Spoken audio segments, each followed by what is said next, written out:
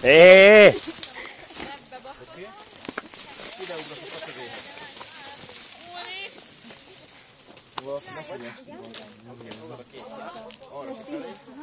Srácok, sinem vagyunk, mint a József Attila.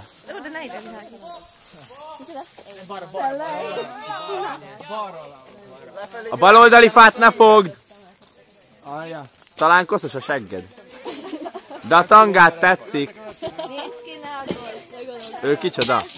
Hé! Szerintem menjünk. Innen balra, vagy jobbra menjünk. Jobbra, mert ide esnek a kövek. Gyere el onnan. És világítsatok a sziklára. Azt pofátok csak. Te! Balra gyere. Én fogok, nézem, hogy esve. Hátra menjen. Fordulj meg hátra. Jézusom. Ez nem lenne jó? Fordulj meg. Úgy. Balra, várjál. Bemusz nekem balra? Igen. Várjál, megfogom derek. Mindjárt. Hanka meg közben a cipődet. Hanka gyerek. Fogd meg! Liza! Jobb ne így gyere le, mert nem ér le a lábad. Arra ne.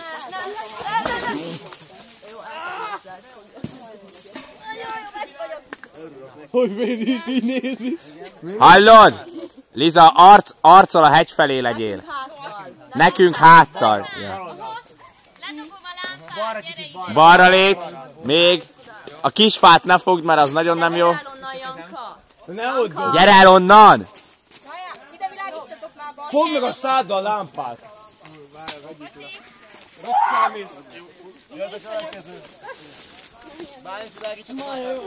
Van egy jó éjszakát a káván. Nem vagyok homokos vagy földes. Így beviszem a csiba? Simán. Tangába. Levetkő tangába, ennyi. Veled megy, ne hallgass a viccetet. A lámpám van, ez van. Ez meg fog merülni a tekerem. Videót veszel? Aha. Jó, most vágjátok el. Gyere itt balra, arccal a sziklának. Ne engedd el a fát. Ki balra. Ne engedd el. Még a Rokit felveszem aztán. Roki, ugorj le! Nehogy leugorjál, Roki. Nehogy, bazd meg, nem mondjatok ilyeneket, mert Roki, szaltóba le tudsz jönni? nem mondja. Boxold le magad!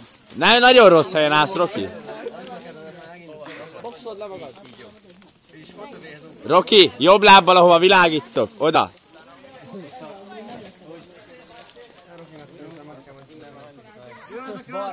Gyere. Ne arra! Balra! Vigyázz, csúszik! Ott fenn csúszik! Azt mondja, vigyázz!